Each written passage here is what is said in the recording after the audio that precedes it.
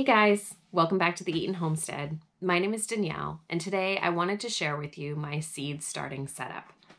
I live here in Maine, which is zone 5, which means we have a fairly short growing season. I don't have a greenhouse. Even if you do have greenhouses up here, they really need to be heated in order to really be effective. So I am left with starting my seeds inside. When I first started gardening, I just started my seeds on the windowsill. It worked, it just didn't work well. We still have fairly short days come this time of year, meaning we don't have a whole lot of sunlight. So my seedlings just weren't getting the sunlight that they needed in order to get a really good, strong start. So I switched over to setting up this very fancy, it's not fancy, this very fancy seed starting setup rack, I guess. And it's in my laundry room, which is already way overcrowded. It is just stuffed and full of stuff, but I made room for this. This is a good room for me because it's on the same level as my bedroom and the rest of our house. I fear that if I were to put this in the basement, even though it's fairly warm down there, I fear that I would forget to run down and make sure that I'm checking on the seeds every day and making sure they're well watered.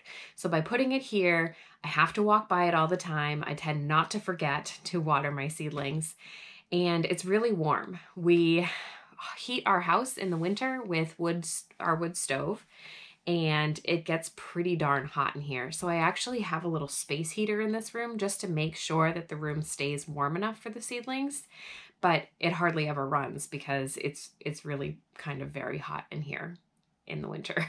So my seed starting rack is essentially just these 2 storage racks.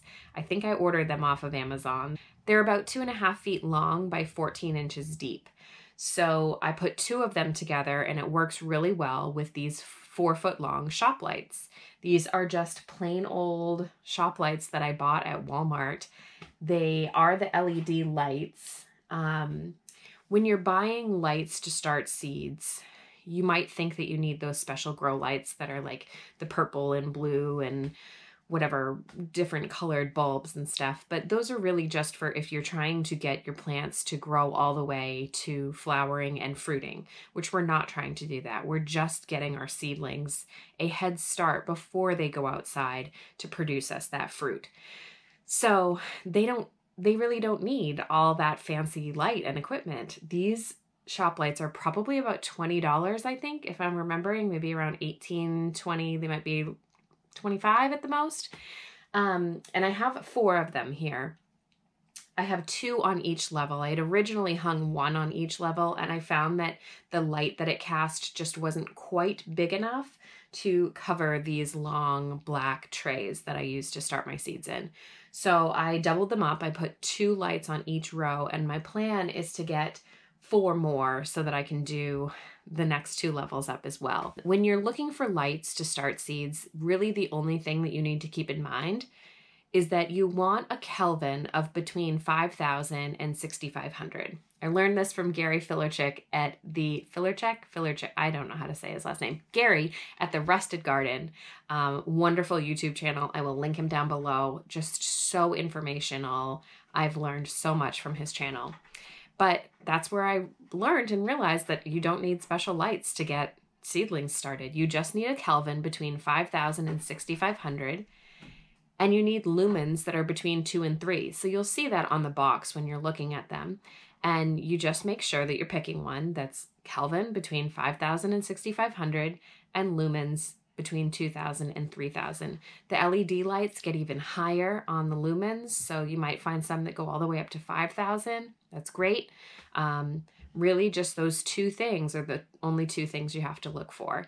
And they work amazing. They work really, really well. Another really great feature of this setup is I have these lights set up on a automatic timer power switch. So half of the power switch is on a timer, the other half is on all of the time. And I just bought this off of Amazon as well. And what's really great about this is I don't have to think about it. It's set on autopilot. So I can set the number of daylight hours for as many hours as I want it to be. So right now I have it set for about 12 hours. So the lights just click on automatically first thing in the morning, and then they click off automatically in the evening. I don't have to worry about it. I don't have to think about it. And that's a really nice feature. It's a nice thing to have. I would highly recommend, if you're going to set up something like this, just go right ahead and get one of those, because it's one thing to have to remember to water them every day or every other day or however frequently you're going to need to be doing that.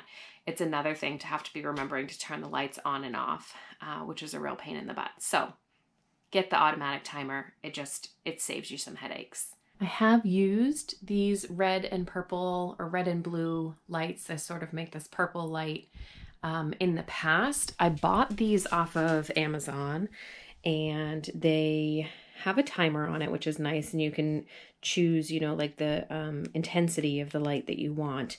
And they worked. I mean, they worked okay, but I just felt like they were so expensive. And for such a tiny little light, I mean, it's maybe 12 inches long. It was just a lot of money, and I would have to buy a lot of these to be able to get all of the seeds started that I want to. So the shop lights just make so much more sense on the pocketbook. And that's pretty much it. It's a really simple setup. What I will do, you see here, I have some wooden blocks that I grabbed from downstairs. You just really want to make sure that your tray is as close to the light as you can get it. But of course, as the seedlings grow, they need more space between the tray and the light. So I've been using things like these blocks. I've used my yoga blocks.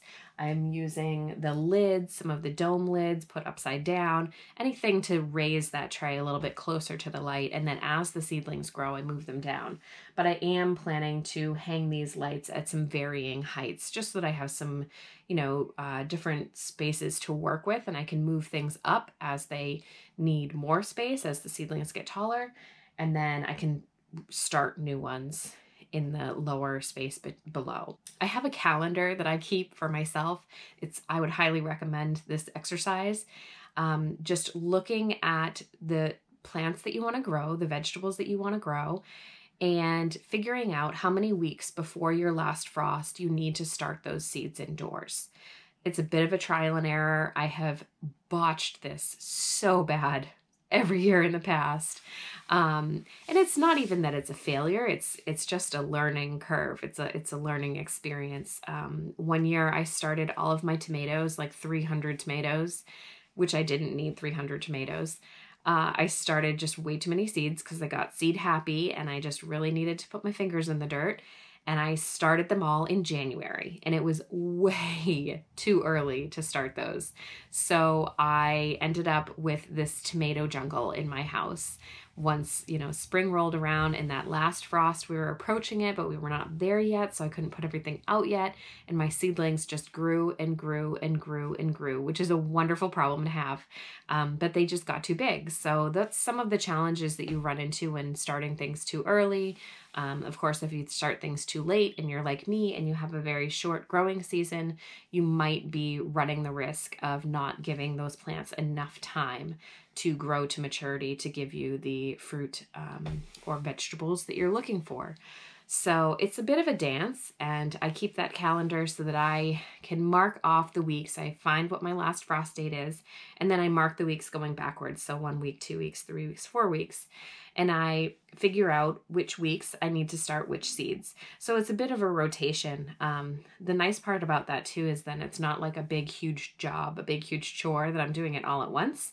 Rather, I have every week a few things that I need to start.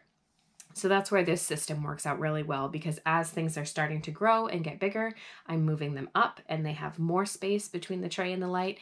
And then as I'm starting those new things each week, I can move them down into these lower ones. Let's go take a look out in my living room, and I will show you where I move these seedlings to once they have become pretty well established.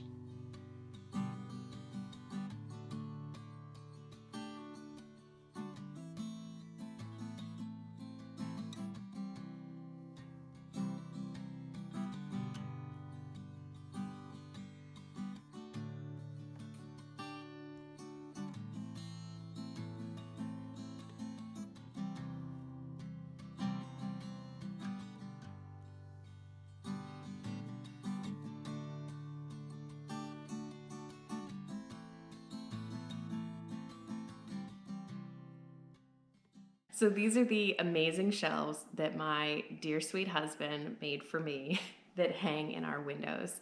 Our windowsills actually work really well for putting the trays on, but the very first year that I really started gardening, I had all of my trays on all of my windows everywhere, and the dog jumped up on the window and knocked my tray down with all of my favorite tomato plants. I saved them, but then I wasn't able to know which varieties were which because they all just ended up in a big pile. So this is a solution to help prevent some of that, keeping the trays off of the windowsills, as well as tripling my window space. So they're a piece of plywood and some chain hanging from the top. Don't ask me the dimensions of any of it. I can ask my husband to tell you. But these are working really, really well. These are my very sad herbs that I dug up out of the garden last summer, trying to salvage over the winter. But again, because we have very little sunlight over the winter, they have really, really struggled. So hopefully we can put them back outside once it warms up and they'll come back to life. And where I'm going to put all these houseplants that I have now put all over these shelves, I have no idea. But pretty soon here, they will be filling up with all of these trays. After they come off of the seed starting racks, they come out here into the windows where they can finish growing until that last frost date arrives. So that's pretty much it. That's my seed starting setup. It's nothing fancy, nothing expensive, really simple. It's something that anybody can do at home. I am going to go through my seeds again to make sure I'm not forgetting anything on my seed starting calendar. I had two little shoe boxes here of seeds. I am so looking forward to the spring. I'm so looking forward to growing season. Today was 34 degrees, but it felt so nice outside. I just went and sat in a lawn chair and soaked up the sun and the vitamin D like I was a plant and my face was my leaf. It felt really, really nice.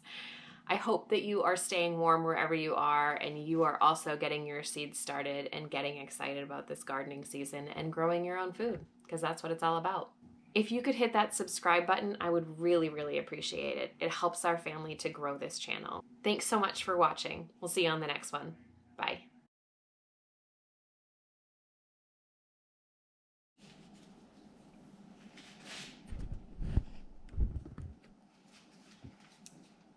So, don't watch me, weirdo.